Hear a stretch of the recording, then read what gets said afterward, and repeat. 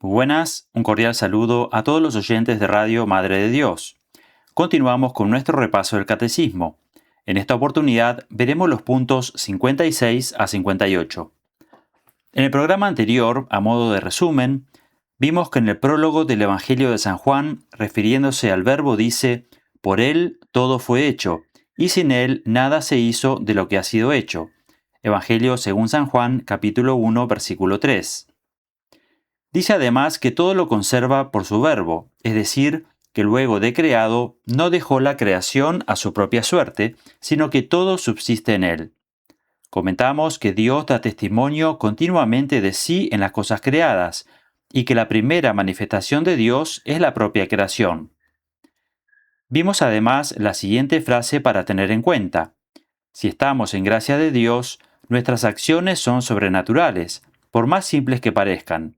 Si estamos en pecado, en cambio, aunque hagamos acciones que sean aparentemente muy grandes, no pasan de lo humano. Comentamos el pasaje donde el profeta Daniel le dice al rey Baltasar, luego de profanar los vasos del templo destruido de Jerusalén: «No has dado gloria al Dios que tiene en su mano tu vida y es dueño de todos tus caminos». Veamos cómo aplicarlo a nuestras vidas. Recordamos además que en toda iglesia hay un sagrario donde Jesús está verdaderamente en su presencia real. No olvidemos que ello no era posible en el Antiguo Testamento. Comentamos que la ausencia de Dios es la más terrible de todas las penas del infierno. Y finalmente sacamos dos conclusiones sobre el pecado original. La primera es que cada vez que damos la espalda a Dios por querer ser nuestro propio Dios, es decir, hacer cuanto nos venga en gana, cometemos nuevamente esta falta. Y segundo, Adán y Eva desobedecen a Dios y obedecen a la serpiente, la cual absolutamente nada les había dado, sino todo lo contrario. Les quitó todo lo que Dios les había dado. Es por ello que la palabra de Dios dice que luego del pecado, Adán y Eva se dieron cuenta de que estaban desnudos. Pensemos en esto cuando se nos presenta una tentación en la cual lo bueno es solamente aparente, lo real es que el mismo nos va a destruir. Finalizado el resumen del programa anterior, proseguimos con el estudio del Catecismo. Estamos explicando las etapas de la revelación y en el punto 56 se habla de la alianza con Noé. Dicho punto dice así: una vez rota la unidad del género humano por el pecado, Dios decide desde el comienzo salvar a la humanidad a través de una serie de etapas. La alianza con Noé después del diluvio expresa el principio de la economía divina con las naciones, es decir, con los hombres agrupados según sus países, cada uno según su lengua y según sus clanes. Este punto parte mencionando la ruptura del género humano por el pecado.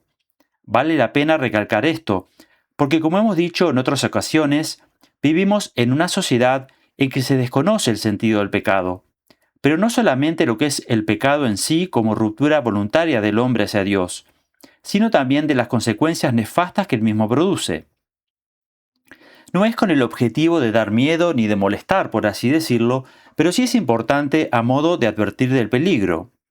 Ignorar el pecado y sus consecuencias es a modo de ejemplo, como decía el padre Loring, que si voy por la carretera y veo un cartel que dice «carretera cortada después de la curva, puente hundido», y en vez de detenerme siga a toda velocidad sin tomar en cuenta el aviso.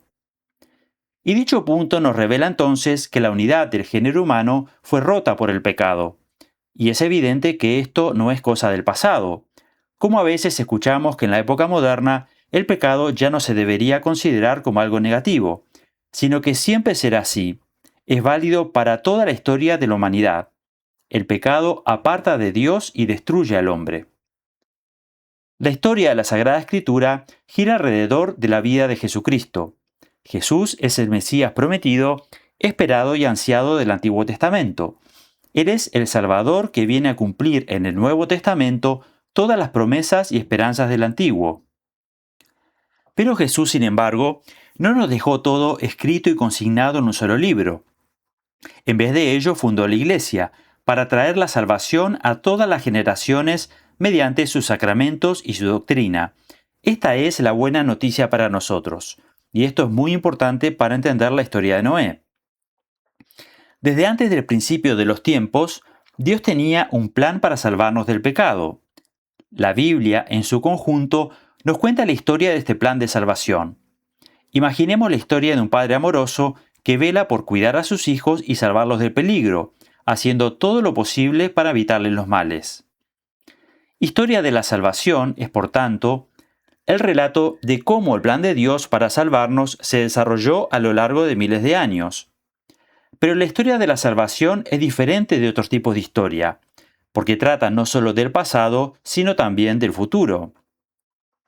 Puesto que la palabra de Dios nos ha sido revelada, sabemos cómo el plan de salvación seguirá actuando hasta el final de los tiempos. Una forma de comprender la historia de la salvación es considerarla como una serie de alianzas entre Dios y los hombres. En el Antiguo Testamento, una alianza era un acuerdo entre Dios y el género humano por mediación de algunas personas concretas. Una alianza es mucho más que un simple contrato. La alianza establece vínculos de naturaleza sagrada entre las dos partes, es decir, que une a las partes en una relación familiar. El contrato, por el contrario, es un acuerdo de negocios temporal, destinado a permanecer mientras las circunstancias lo exijan. Por ejemplo, cuando firmamos un arriendo, el mismo no me ata de forma parental al dueño. La alianza de Dios une a las personas en una unión perpetua. Un matrimonio, por ejemplo, es una alianza. Y esto es muy importante, como dijimos, para entender las alianzas que forman parte de la historia de la salvación. Junto con las enseñanzas de la Iglesia, la Biblia nos dice lo que necesitamos saber para salvarnos. La historia de la salvación es la historia de cómo nosotros, que somos humanos y pecadores, hemos sido introducidos en la alianza de la familia de Dios. Podemos distinguir 7 alianzas entre Dios y los hombres a lo largo de la historia de la salvación. Es importante destacar que el número 7 en la Escritura simboliza plenitud, por lo que aquí resulta muy apropiado. Cada alianza se hace además a través de un mediador e involucra una promesa que Dios hace a toda la humanidad, y vemos que cada una de ellas va tomando la forma de una relación social más amplia. Vamos a entenderlo un poco más en profundidad. La primera alianza que leemos es la alianza con Adán. En hebreo, el nombre Adán hace referencia a la totalidad de la raza humana. Por ello, esta primera alianza es en realidad única y de ella surgen todas las demás. La segunda alianza es la alianza de Noé y su familia después del diluvio. La tercera es la alianza con Abraham y su tribu. La cuarta, la alianza con el pueblo de Israel por mediación de Moisés. La quinta es la alianza con todas las naciones por mediación de David y Salomón. La sexta es la nueva alianza realizada en la última cena con toda la humanidad en Jesucristo. Y por último, la séptima será al final de los tiempos, donde se establecerá la alianza para toda la eternidad. Si intentamos ver así la historia de la salvación, nos resultará más fácil entender la Biblia como un todo. Este es precisamente el objetivo de este libro, aprender a ver cómo cada parte de la Biblia encaja en el plan de Dios para nuestra salvación. Dijimos que a medida que avanza la revelación en el tiempo, las alianzas se van haciendo según una forma de relación social más amplia. ¿Cómo se da esto? De la siguiente manera.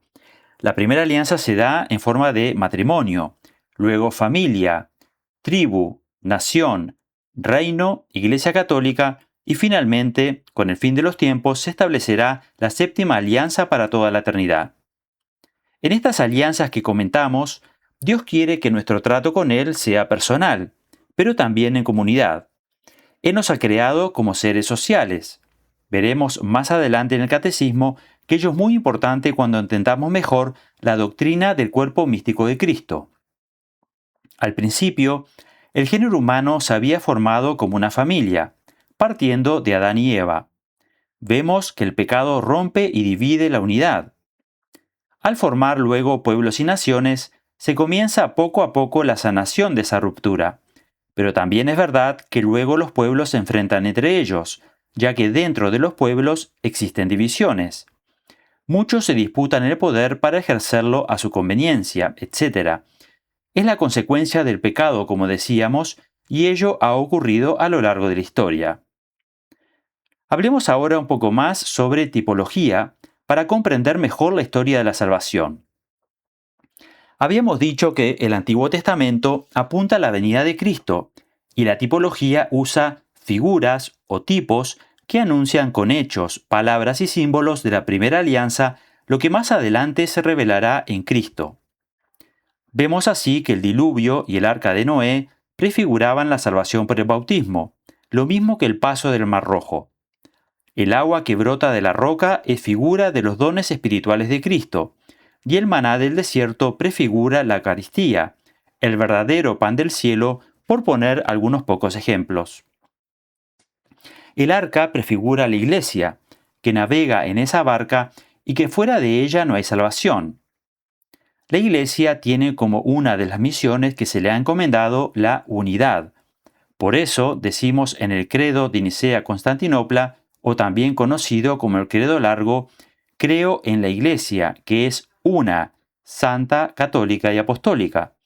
Vemos que son 4 características. A veces tendemos a confundir y decir creo en la iglesia que es una santa, pero no es así, ya que son 2 características por separado. La iglesia es una y es santa. Y es un detalle importante porque reconocemos una única iglesia verdadera. También el arca de Noé prefiguraba la unidad del género humano, ya que ellos permanecían unidos y fuera del arca no había vida.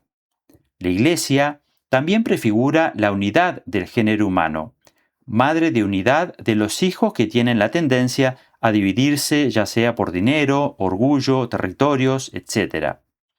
Si el pecado tiende a disgregar, la salvación, la redención manifestada en la revelación, tiende a unir. Y la iglesia es el nuevo pueblo de Dios. Vemos además que cada alianza tiene un signo, el cual es visible. Ello es para que los hombres vean en el signo aquello que se lleva a cabo, pero que no podemos ver por ser algo espiritual.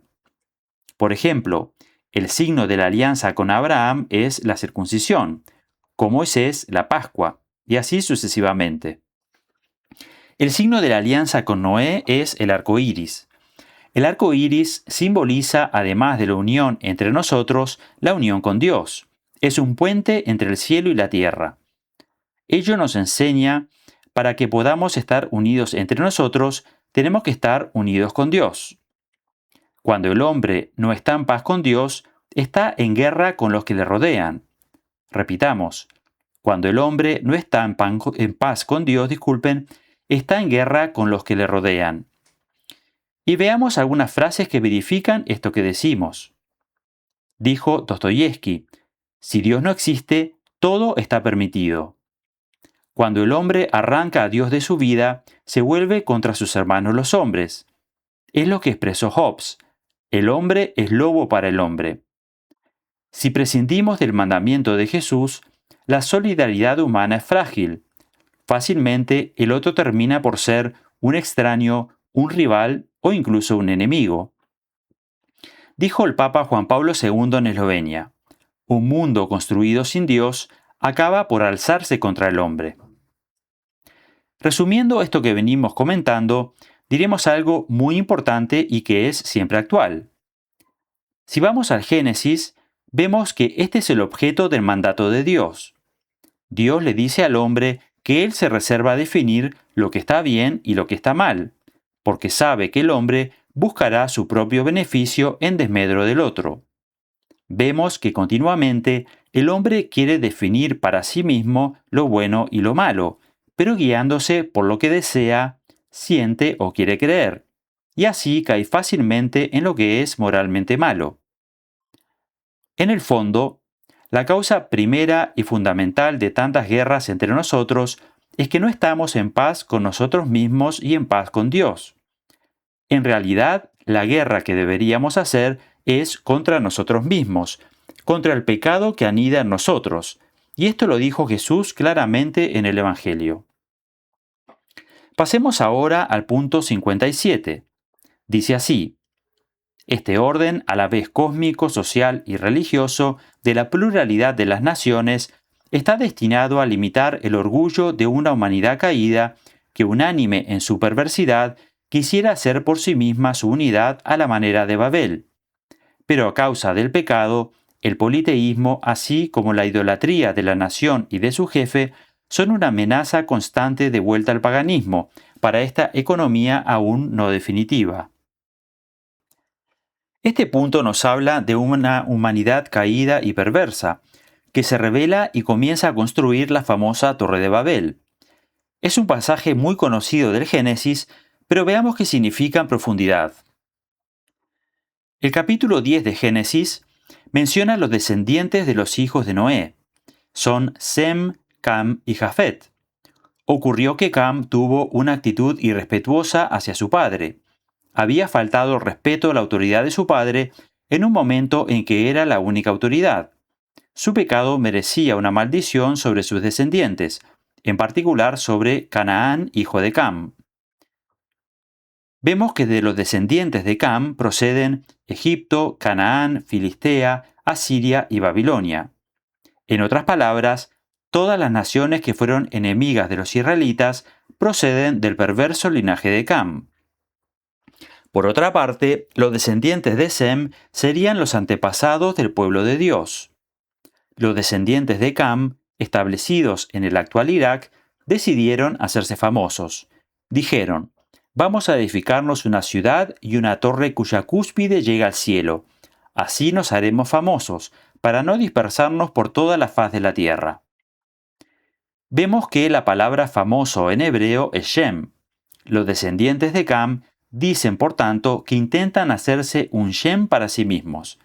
En definitiva, se están rebelando contra la autoridad de la alianza de Sem, el hijo primogénito de Noé. Los constructores de la torre pensaban que con ella podían alcanzar el cielo por sí mismos sin seguir el camino de Dios. Por supuesto, Dios intervino para poner fin a este plan, confundiendo las lenguas de sus habitantes. Antes de que esto ocurriera, la Biblia nos dice que todo el mundo hablaba la misma lengua, pero de repente no pudieron entenderse unos con otros. Tuvieron que, por tanto, abandonar el proyecto de construir la torre. Sin embargo, permaneció el recuerdo de la ciudad que habían empezado a construir. Sería conocida como Babel o Babilonia, y se convertiría en el símbolo de todo lo malvado y decadente. Y esto es muy importante, ya que Apocalipsis menciona que ha caído Babilonia. El nombre de Babilonia simboliza el reino anticristiano, así como el de Sión o Jerusalén, el reino de Dios. Mientras tanto, los descendientes de Sem seguían adorando a Dios como era debido. La Torre de Babel es como diciendo: nosotros queremos regirnos por nuestra propia cuenta. Y como dijo cierto predicador, cualquier semejanza con la realidad es pura coincidencia. Vemos que esto es semejante al pecado de Adán y Eva. Veamos de qué forma. Luego de crear al hombre, Dios le dice: de cualquier árbol del jardín puedes comer, mas del árbol del conocimiento del bien y del mal no comerás, porque el día en que comieres de él, morirás sin remedio. Sin embargo, la serpiente le dice a Eva refiriéndose a dicho árbol: el día en que comiereis de él, se os abrirán los ojos y seréis como Dios, conocedores del bien y del mal. Vemos claramente que la serpiente está mintiendo. Bien dijo Cristo que es el padre de la mentira. Lo importante es entender a qué se refiere Dios cuando dice a Adán no comer del árbol de la ciencia del bien y del mal.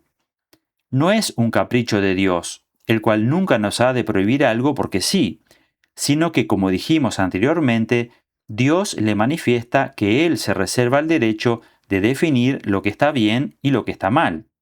Repitamos, Dios le manifiesta que Él se reserva el derecho de definir lo que está bien y lo que está mal. Vemos claramente, a lo largo de la historia de la humanidad, lo que sucede cuando es el hombre quien intenta definir por sí mismo lo que está bien y lo que está mal. Por tanto, la Torre de Babel, más que querer llegar a Dios, es todo lo contrario. Es un desafío a la soberanía de Dios. Y ello queda claro por la intervención de Dios confundiendo sus lenguas, impidiendo continúen con dicho plan. Veamos otra enseñanza que nos deja este texto. Es el total fracaso humano, cuando intenta enfrentarse a Dios o prescindir de Él.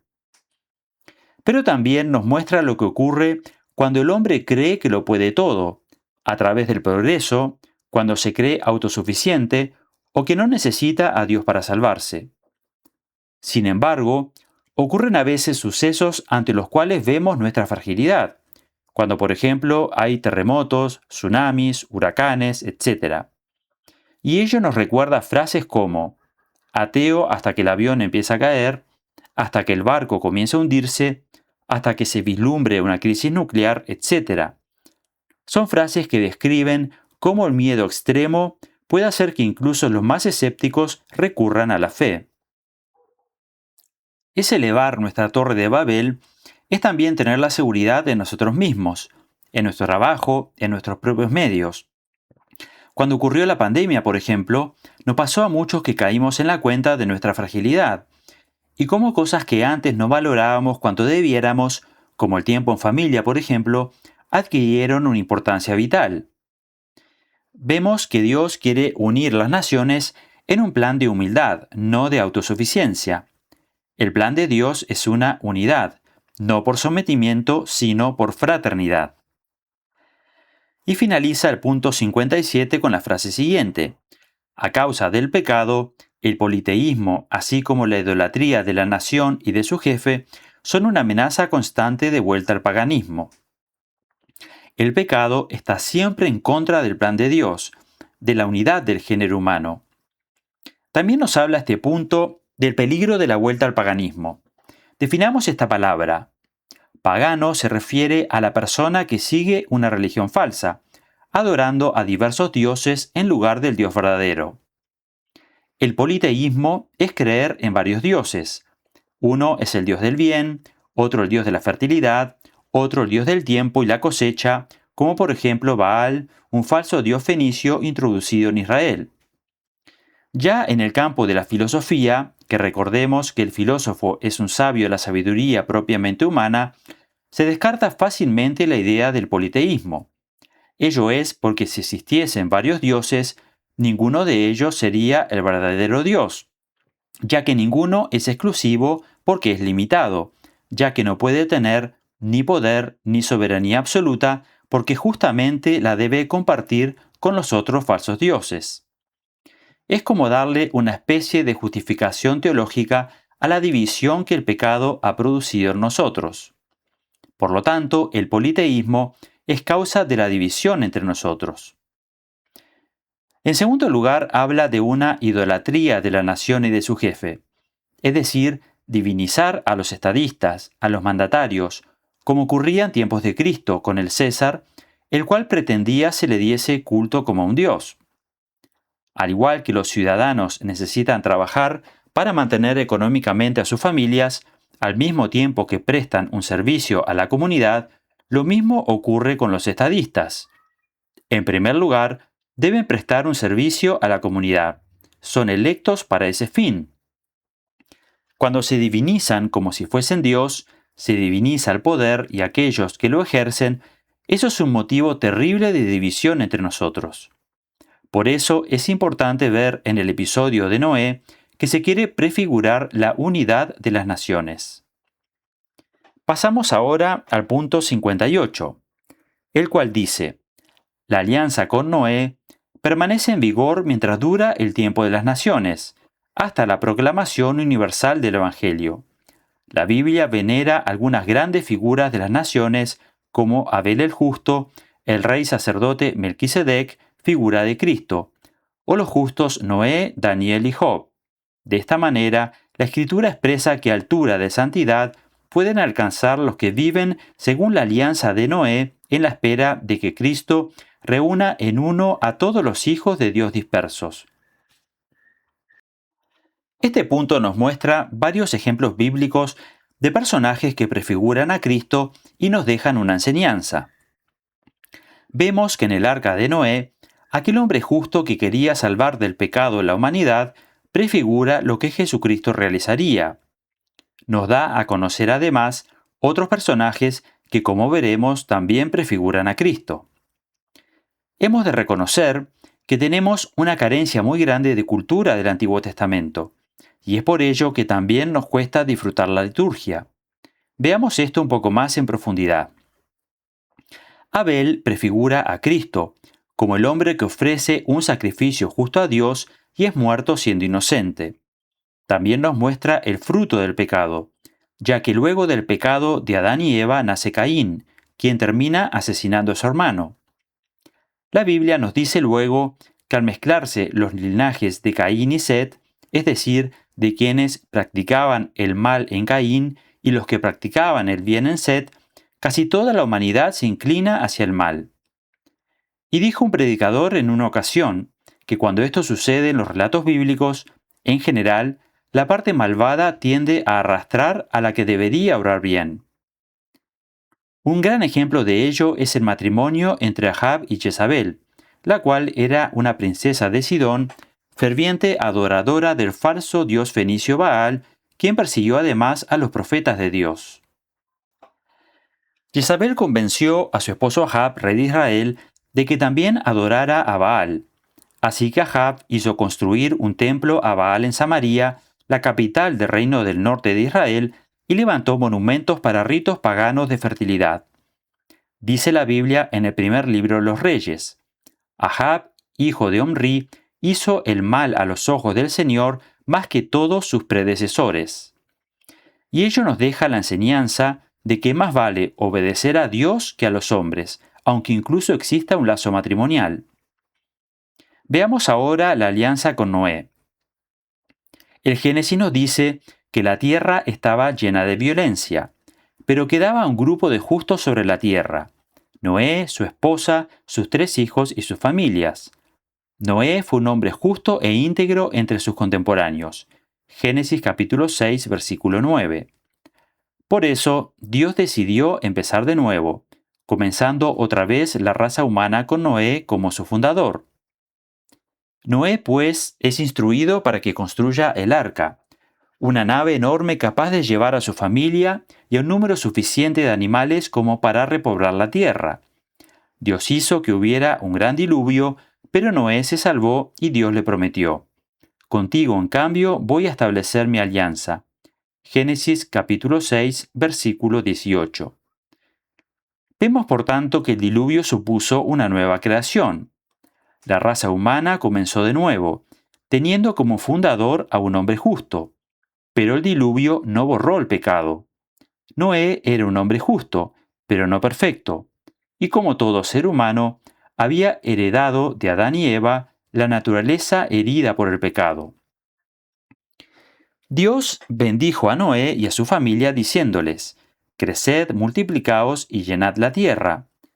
Vemos que son las mismas palabras que Dios dijo a Adán y Eva en los orígenes de la creación.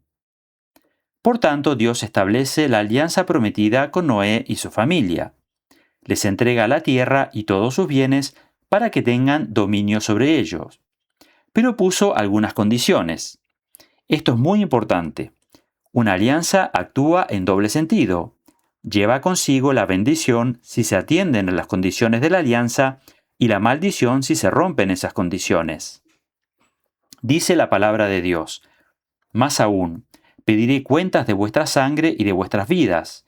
Si uno derrama sangre de hombre, otro hombre derramará su sangre, porque imagen de Dios fue hecho el hombre. Vemos claramente aquí una gran enseñanza: la importancia de respetar la vida, y que no tenemos derecho ni autoridad sobre la vida de otro ser humano. Luego se menciona al rey y sacerdote Melquisedec. Vemos que Melquisedec, rey de Salem, es decir, la posterior Jerusalén, se encuentra con Abraham. Melquisedec le ofrece pan y vino. Son primicias de la tierra como sacrificios en señal de reconocimiento al Creador. Vemos que Melquisedec, sacerdote y rey, es figura de Cristo, el sumo sacerdote y sumo rey, y que su sacrificio de pan y vino es figura del sacrificio del Nuevo Testamento. Es importante destacar también que Jesucristo es sacerdote según la nueva alianza. Él ha inaugurado el sacerdocio, Él ha elegido a los 12 apóstoles y Él inauguró el sacerdocio al instituir la Eucaristía. En resumen, vemos que todo el Antiguo Testamento y esta alianza con Noé nos prepara para la alianza con Jesucristo. Y termina el punto 58 diciendo: la Escritura expresa qué altura de santidad pueden alcanzar los que viven según la alianza de Noé, en la espera de que Cristo reúna en uno a todos los hijos de Dios dispersos. La unidad en uno, la unidad en Cristo es nuestra meta, es el deseo de Dios. Lo dijo Cristo de la siguiente manera: Padre Santo, por tu nombre que tú me diste, guárdalos para que sean uno como nosotros somos. Evangelio según San Juan, capítulo 17, versículo 11. Para finalizar, dejamos la siguiente frase para reflexionar durante la semana.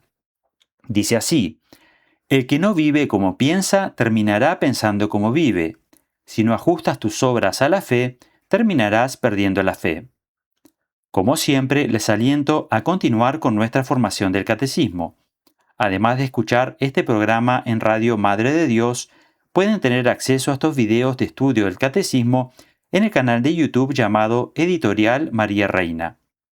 Les comparto además la siguiente frase del libro Las Glorias de María.